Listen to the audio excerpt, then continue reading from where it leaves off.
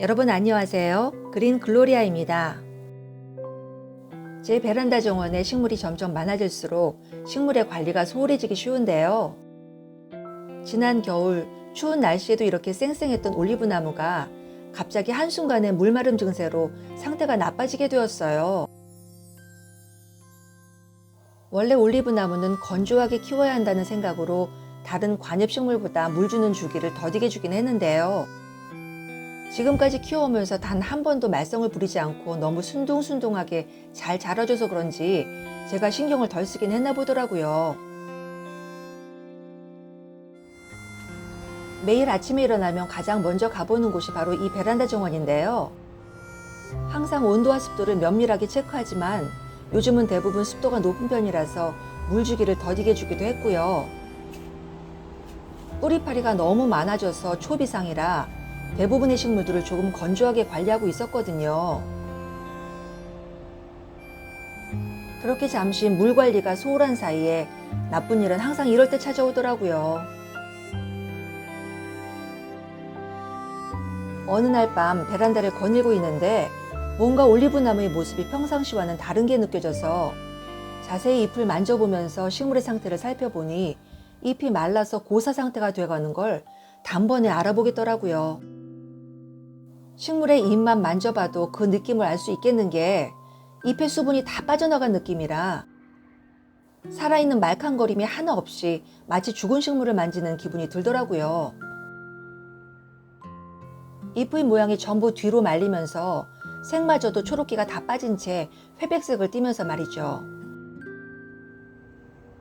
바로 옆의 오렌지 자스민의 진한 초록색의 윤기 나는 잎과는 너무나 대조가 되는 게 손으로 만져보기만 해도 그 차이를 알겠더라고요. 너무나 갑작스럽고 놀란 마음에 일단 물부터 흠뻑 줬는데요. 화분옥 전체를 골고루 적시면서 화분 받침 아래로 흐를 만큼 넉넉히 물을 준 후에 어쩌면 메말랐던 잎이 다시 원상복구가 되지 않을까 하는 가느다란 희망을 갖게 되더라고요. 그리고 인내심을 갖고 1시간을 기다려봤답니다.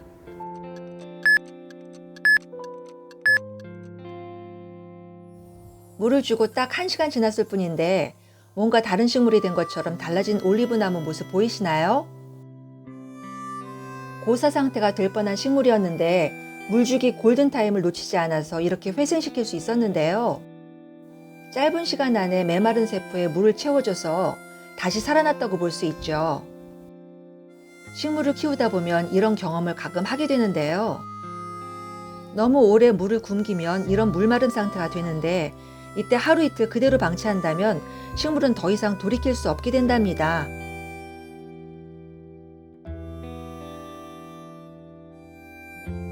환한 오전 시간에 올리브나무의 상태를 확인하고 싶어서 제일 먼저 베란다로 나가봤는데요. 잎마다 반짝반짝 윤이 나는 게 다행히 멀쩡히 예전 상태로 돌아왔더라고요. 손으로 만져보면 생동감 있는 느낌이 그대로 전달이 되어서 이젠 더 이상 걱정하지 않아도 되겠다 싶었어요. 식물이 하룻밤 사이에 물 한 번 줬다고 이렇게 달라지나 싶은 게 이런 일은 겪을 때마다 신기한 거 있죠? 건조에 강한 올리브나무도 너무 물을 굶기면 한 방에 훅 갈 수 있다는 걸 이번에 크게 깨달을 수 있어서 참 다행이었어요. 식물도 이런 위험천만한 일을 겪으면 데미지가 반드시 있는데요. 며칠 뒤에 별일 없나 살펴보니 맨 아랫부분의 잎들이 많이 말라서 바스럭거리면서 떨어져 나가더라고요. 지금 맨 아랫부분에 잎이 하나도 없는 거 보이시죠? 영상을 남기진 못했지만 그때의 잎은 손만 닿아도 다 떨어져서 10장 이상은 낙엽처럼 우수수 떨어져 나가더라고요. 그럼 또 다른 올리브나무 화분도 보여드릴게요. 이건 1년 전에 물꽂이로 뿌리를 내려 화분에 정식한 아이인데요. 참 더디게 자라긴 하지만 아주 단단하게 잘 자라줘서 외목대 올리브나무로 근사하게 잘 키워보고 싶은 아이랍니다.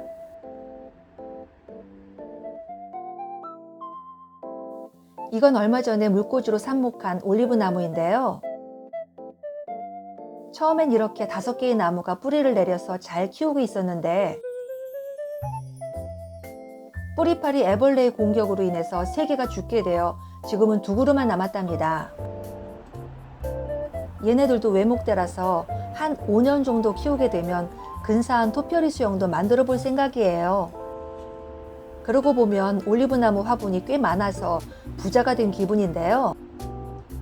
아직도 물꽂이로 뿌리를 내리고 있는 아이들이 또 있답니다. 올리브나무는 은근히 물꽂이로 뿌리를 내리기 쉬워서 저는 가지치기 할 때마다 이렇게 물에 꽂아두는데요. 이렇게 불투명한 화병에 물 관리만 잘해주면 어렵지 않게 뿌리를 볼 수 있답니다. 화면으로도 안쪽에 뿌리 모습이 보이긴 하는데요. 이렇게 꺼내서 보여드리면 제법 뿌리가 길게 자란 모습 보이시죠? 이 정도로 길게 뿌리를 내리면 바로 상토에 정식해도 잘 자란답니다. 여긴 6월 말에 저희 집 베란다 정원의 모습인데요. 크고 작은 화분들이 질비하게 늘어선 게 식물의 수가 정말 많죠.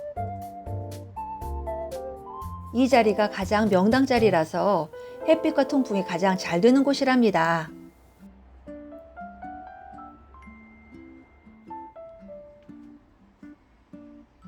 식물마다 물 주는 주기가 다 달라서 자칫 물 주기를 제대로 못할 때가 있는데요. 토분은 물을 머금고 있을 때 무게감이 느껴져서 자주 화분을 들어서 무게감을 확인하게 되는데요. 귀찮더라도 이렇게 무게감으로 알아보는 게 올리브 나무에 물 줄 때를 파악하는 데 도움이 되더라고요.